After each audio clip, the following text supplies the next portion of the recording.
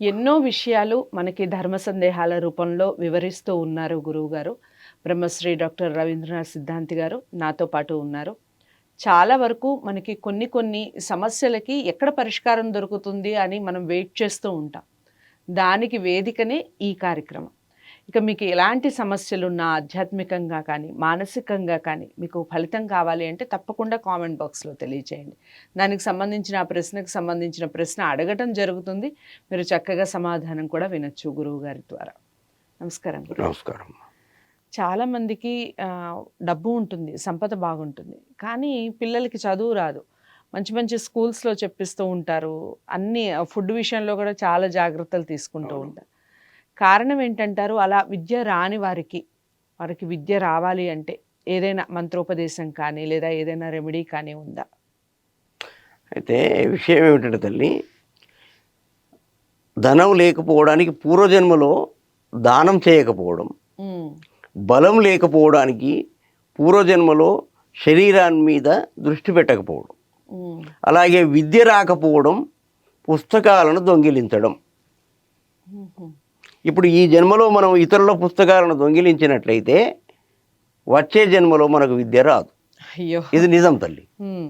Okay. కాకపోతే అడుక్కొని చదువుకోవాలి. హ్మ్. మళ్ళీ వాడు మర్చిపోయాడు కదా అని మనం అలాగే మర్చిపోయి ఊరుకోవద్దు, కావాలని హ్మ్. హ్మ్. ఇవ్వాలి. లేదా ఆ పుస్తకం ఉంచుకోనా, నీకు అలాంటి ప్రతి ఇంకొకటి కొనిస్తాను అని అడగాలి. హ్మ్. కానీ అలా దొంగతనం చేసుకోవద్దు పుస్తకాలను, దానివల్ల విద్య రాదండి. హ్మ్.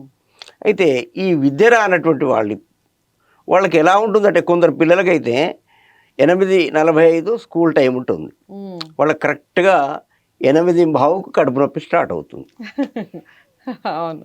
ఇక అది ఎప్పుడు తగ్గుతుందంటే హ్మ్. 9:15కు తగ్గుతుంది. అసలు ఉండదు, అవును. వారికి కడుపు నొప్పి ఏమీ ఉండదు, ఊరికే నాటకాలవన్నీ. నాటకాలంతే. హ్మ్. హ్మ్. అయితే మనం కూడా ఏం చేద్దామంటే, పాపం పోనీలే మన అబ్బాయే కదా అన్నట్టుగా ఊరుకుంటాం. హ్మ్. హ్మ్. అదొకటి తల్లి. తర్వాత వీళ్ళకి ఏం చేయాలంటే, సమీపంలో ఉన్నటువంటి మీకు ఎవరైనా బ్రాహ్మణులు, సిద్ధాంతులు, పండితులు మంచి నిష్ఠాగరిష్ఠులై ఉండాలి వాళ్ళు. ఏదో నామమాత్రపు, నేను ఇలా ఎందుకంటానంటే, హ్మ్. నామమాత్రం వాళ్ళు ఎక్కువ తయారయ్యారు అనేది నా బాధ. హ్మ్. నన్ను వాళ్ళు తిట్టుకున్నా పర్వాలేదు అలాంటి పండితులు. హ్మ్. అయితే నా బాధ ఏంటంటే, నిష్ఠాగరిష్ఠులై ఉండాలంటే తప్పకుండా ఆ సమయానికి ఆ సంకల్పాన్ని చెయ్యాలి. హ్మ్. ఇప్పుడు నేను గత 43 సంవత్సరాలుగా నేను దేవీ కవచాన్ని చేస్తూ ఉన్నాను. హ్మ్. నిష్కంఠగా, అంటే ఎప్పుడో శౌచం వచ్చినప్పుడు ఒక 10 రోజులు చేయమమ్మా మేము, హ్మ్. మిగతా రోజుల్లో చేస్తాను. హ్మ్. అంటే ఖచ్చితంగా చేస్తున్నాను, నేను నా అంతఃసాక్షిగా చేస్తున్నారు. చేస్తున్నాను. హ్మ్. కాబట్టి నాకు ఇంతో కొంత అమ్మ నాకు విద్య ఇచ్చింది. హ్మ్. కాబట్టి చేస్తే ఫలితం ఎటుపోదు. హ్మ్. కాబట్టి ఈ యొక్క దేవీ కవచం అని ఉంటుందమ్మా, ఆ దేవీ కవచాన్ని ఏదైనా బ్రాహ్మడి చేత ఒక 11 రోజులు చెప్పించండి. హ్మ్. తర్వాత మనకు ఋగ్వేదంలో ఒక 10 రుక్కులు ఉన్నాయి. హ్మ్. ఋగ్వేదంలోని మంత్రాలను రుక్కులు అంటారు. హ్మ్. అయితే ఓం వాజేభిర్వాజినీవతి అనే మంత్రంతో ప్రారంభమై చివరికి 11వ మంత్రంతో ఎండ్ అయ్యే కొన్ని 10-11 మంత్రాలు ఉన్నాయి. హ్మ్. ఈ యొక్క రెండవ మంత్రం దేవీం ఉవాచ మదనయంత దేవా అనేది రెండవ మంత్రం. హ్మ్. ఇట్లా 11 మంత్రాలు ఉన్నాయి తల్లి. వీటిని కూడా పిల్లలకు చెప్పిస్తే బాగుంటుంది. ఓకే.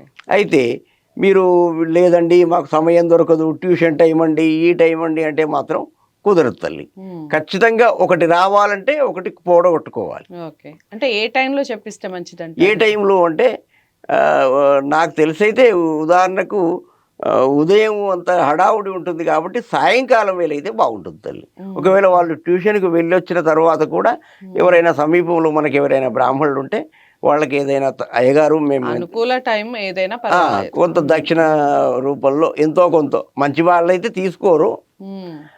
కొంచెం ఇస్తే ఇవ్వచ్చు. సరస్వతి విషయంలో మాత్రం డబ్బులు తీసుకోరు తల్లి. ఇలా చేస్తే తప్పకుండా స్కూల్కు వెళ్ళని పిల్లలు కూడా వెళ్తారు. మంచి చక్కటి విద్యలో వాళ్ళకి జ్ఞాపకశక్తి పెరుగుతుంది, ధారణాశక్తి పెరుగుతుంది. హ్మ్. ఎందుకంటే పఠనం, మననం, స్మరణం హ్మ్. ఇవన్నీ కూడా ధారణం, ఇవన్నీ కూడా ఒక మంచి పండితుడికి ఉండాల్సిన లక్షణాలు ఇవన్నీ కూడా ఏర్పడతాయి ఇవి చేయడం వల్ల. ఓకే. తప్పకుండా ఇది జరిగి తీరుతుంది తల్లి. ఓకే. పరిహారం విన్నారు కదా, అందరికీ ఉపయోగపడుతుంది. ప్రతి పేరెంట్స్ తప్పకుండా పిల్లలకి ఈ గురువుగారు చెప్పినటువంటి మంత్రోపదేశాలు ఏవైతే ఉన్నాయో అవి పాటించి చూడండి, ఖచ్చితంగా ఫలితం ఉంటుంది. ఎందుకంటే ఇక్కడ చెప్పింది కూడా పండితులే కాబట్టి. ఇక మీకు ఇంకా ఏమైనా డౌట్స్ ఉంటే కామెంట్ బాక్స్లో తెలియచేయండి. తప్పకుండా వీడియోని లైక్ చేసి షేర్ చేయండి, ఛానల్ని సబ్స్క్రైబ్ చేసుకోండి. ఇలాంటి మరిన్ని వీడియోస్ కోసం ఛానల్ని వాచ్ చేస్తూ ఉండండి. తదుపరి వీడియోతో మళ్ళీ కలుస్తాను. నమస్తే.